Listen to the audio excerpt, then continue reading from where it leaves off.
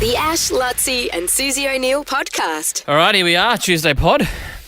Hey, yeah, Mitch, did you want to come over and talk about James Earl Jones? Were you sad about that? Was that? Of course he was. Oh, no, I just remembered we also got to do, definitely do Mitch. Yeah. Brouhaha. Yeah, that's a eventually. separate pod, but is it? we will Okay. get to that for sure. Yeah, I just thought I'd remember. Yeah, no, that's remember good. People? I Remember completely people? forgot.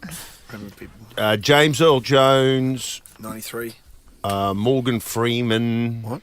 Like just the Yeah. people with those voices. I've had this call this morning from my brother. He said, Morgan Freeman, David Attenborough. That was the other one I was They're going like to say. the Mount Rushmore of great voices. David Attenborough's must be close. Well, he's like 97 or something. He's yeah. old. I think How old was this guy today? 93. Oh. James Earl Jones. How old's yeah. the other guy? Morgan Freeman. Yeah. He'd be up there as well. Yeah, he's very late 80s if he's not already pushed past that, past 90. So he was, which one of the Lion King was he? Mufasa, Who- the father of the main big guy is the one that dies at the start to sort of Deep plums. yeah Okay, yeah, right. yeah Voices so, like the voice. coming to America. Oh yeah, Eddie Murphy's dad in Coming to I America. haven't seen that one. Coming to America, good that's movie. great. Yeah. Yeah, Really fun. yeah, that is a good film. Was he a great actor? Yeah, I feel like, the fact he's 93, I'm only aware of anything he did from like maybe the mid to late 80s. He was in Field of Dreams? yes, was I in? want to say that. Yeah, he was in that. The Jack Ryan movies with Harrison Ford, Clear and Present Danger? yeah, and Things Patriot like that? Games. But the Yes. first one was with I like them. I want to say Al Pacino, Alec Baldwin, Hunt for Red October. Yeah, and he was played the too. same character in those ones. Yeah. Yeah. There's a kids movie. I actually might have to show my kids. There's one movie called The Sandlot Kids. It's one of those great, like, early 90s, kids sporting films. And it's a throwback to the 60s. And these kids that just play baseball every day out in this sort of spare blocky, but there's this yard that all their balls get hit into. And they can't ever go over there and retrieve their balls because the angriest man, the meanest old man that ever lived, owns the wildest and most dangerous dog that ever lived. And they end up coming up with these contraptions to try and get their balls back because they basically a Babe Ruth signed baseball. It's the only one they can find. This kid who has no idea what the value of a Babe Ruth signed baseball is, they hit that over there and they try to retrieve this ball.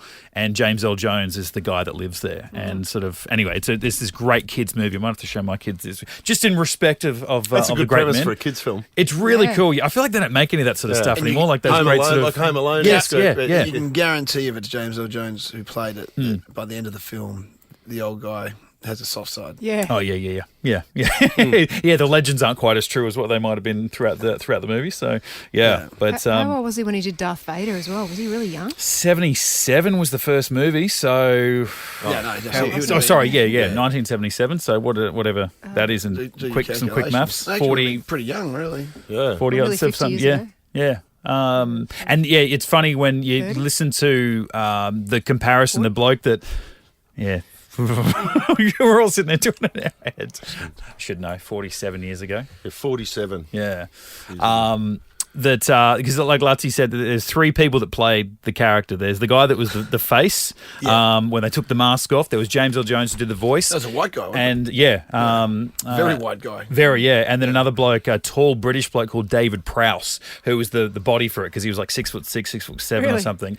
But he had, this really traditional English voice. And so he's there like yelling at, barking at orders like, get the stormtroopers out there. We want the, Yes. Han Solo and Chewbacca. And it's like, so that's the not- actors were yeah. hearing that Yeah. in the room. And they compare that to James Earl Jones, who's got that really deep, booming voice. They hardly had to do any work to. Like, would he have even gone onto the set of the Star Wars? I can't imagine. I think they have like Mark Hamill or Harrison Ford, and they go, we didn't even meet the guy until the second movie premiere or something. Like he wouldn't have. Yeah, Did he make money out of it?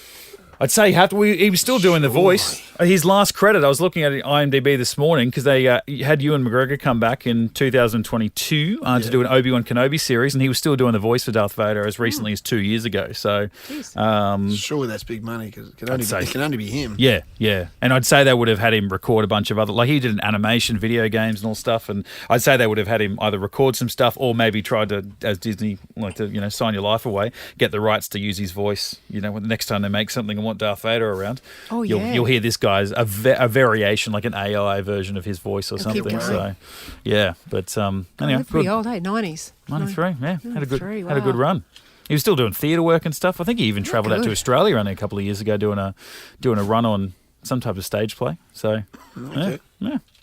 Pretty cool. Rest in peace. Indeed. Rest in peace. Have a great day. The Ash, Lutzi and Susie O'Neill podcast.